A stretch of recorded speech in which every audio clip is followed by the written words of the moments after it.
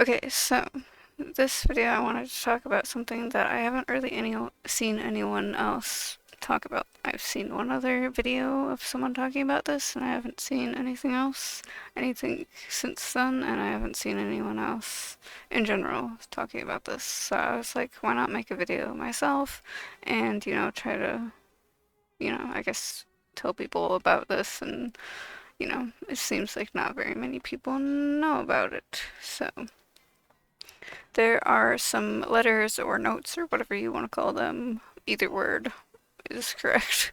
Um, they're all around Jamma, or I guess not really all around Jamma, but there are some in some places. But first, let's talk about this banner here, because this is kind of part of it, I guess. This one says, the original Clubgeus was once destroyed by the lines of power when they were activated by an eclipse. Why have the lines returned it to us? Inverted.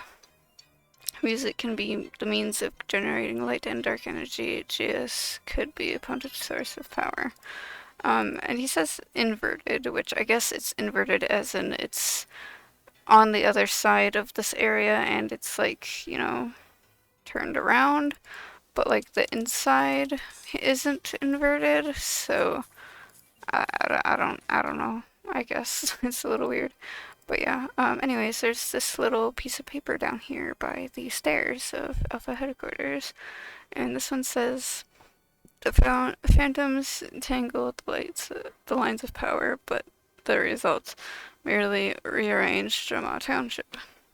Why was there not a greater destruction? Surely they could have destroyed Alpha Headquarters. Why does it stand? So they could have destroyed Alpha Headquarters, but all they did was put Clipgeos down here and move the pillow room up here in this area. They just moved it over there. But there's also a letter up here by this phantom statue. This one says, the energy within Jamma has two facets, light and dark. These forces are within each of us as well. Light side comes from hope, imagination, and clarity.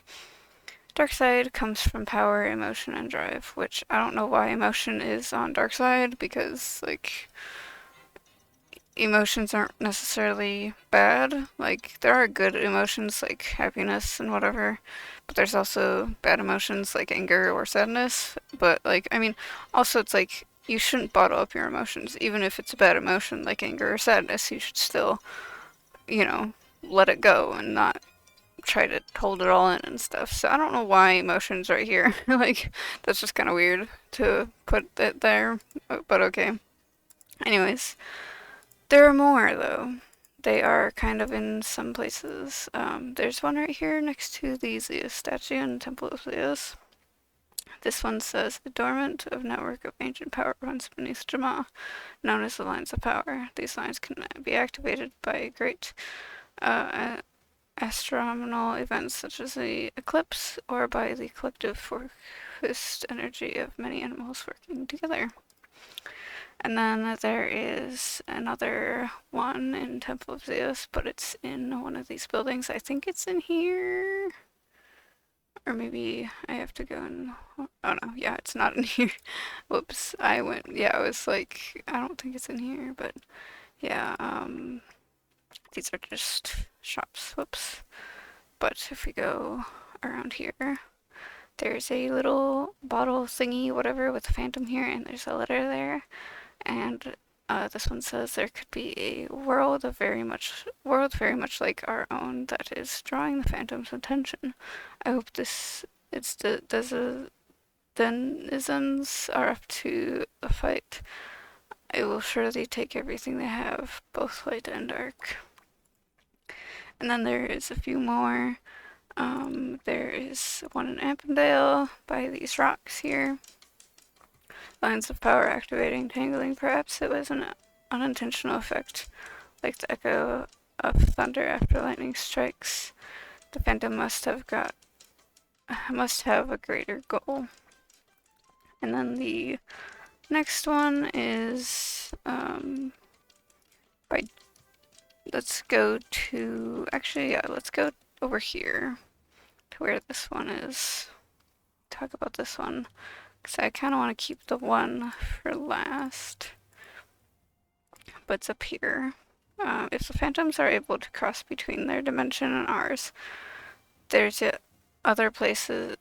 Are there yet other places they've invaded? Have we been overly content and peace while the phantoms have turned their eyes upon different worlds? So that's, there's different dimensions. He's talking about different dimensions there, which in Animal Jam Play Wild that we can go between the normal Animal Jam world and the Phantom world. So I wonder if they're gonna do that here too, where we can play in the Phantom world. And then the next place I want to go to is, we can't just go to the map and go in there normally. We have to go through a little portal here to the Phantom Vortex. And then we can go over here. There's a shop with some Juno armor, which I will talk about later. The phantoms are able to travel between the phantom dimension and Jamma to remain stable. The phantom dimension must draw upon power from multiple sources. We have yet to identify them all. So it's kind of interesting. And now let's go over here to Belush and go in here. And then we can walk up these stairs. And there is a note up here.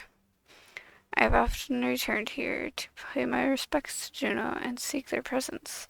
Now, though something has changed, the statue glows like an afterimage. Does their spirit linger, or has it moved on somewhere else? So, I wonder if...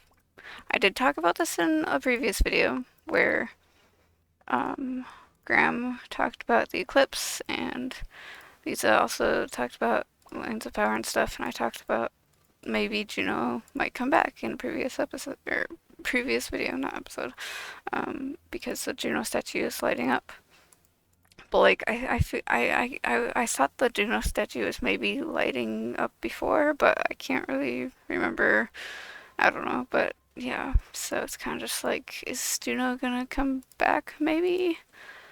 Who knows? Maybe if the phantoms break in and then Juno can break out of their statue and come back. But yeah, that's all of the letters that I know of. I looked around and I didn't really see any others, so I don't think there are any others, though. But yeah, in the Phantom Vortex, there is Juno armor in the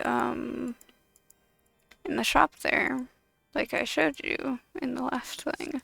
So it's kind of like, I feel like it's kind of pointing towards something having to do with Juno. And also with the eclipse thing, with Graham talking about it, also Greely talked about it in some of those letters that were left around. So the eclipse this year is happening October 14th, and that's in like a couple weeks, less than a couple weeks. So, and like, I guess a couple weeks, a week and a half type of thing. So, you know, kind of is a little interesting, like, what is happening here? Like, is Juno gonna come back? Are they gonna be free? I'm kind of laggy. I don't know why it moved me to a different world. I don't know what happened. I didn't like reload or anything, so I don't know why it brought me there, but I'm still kind of laggy. Okay, whatever though. But yeah, what do you guys think? I feel like, it's kind of pointing towards something to do with Juno, with the Juno statue lighting up, and, Greely mentioned that the Juno statue's lighting up and whatever, so I guess maybe that wasn't a thing before. I guess it has started doing that recently. And then, it's kind of like, I don't know. I'm kind of just like, last eclipse that we had with Eclipgeos, like, it got destroyed and then it, came back this year. And then I guess if something else is gonna get destroyed, maybe it'll be the Juno statue, and then Juno will come back and they'll save us all from phantoms or something. I don't know. But, you know, maybe we'll get a new alpha and we'll be able to, or I guess not really new alpha, but, you know, they'll just be back. They'll come back and we'll get to see them again. Or I guess we didn't really get to see them, but the other alphas will get to see them again. And yeah, it's kind of cool, kind of interesting, like what is happening. But we just have to wait like a week and a half or 2 weeks or whatever around that time till the next eclipse. So maybe we can figure out what's happening here. But yeah, what do you guys think? You can tell me what you think in the comments, you know, what's going on with the Juno statue and all that. But yeah, anyways, I guess that's kind of it for this video. So bye.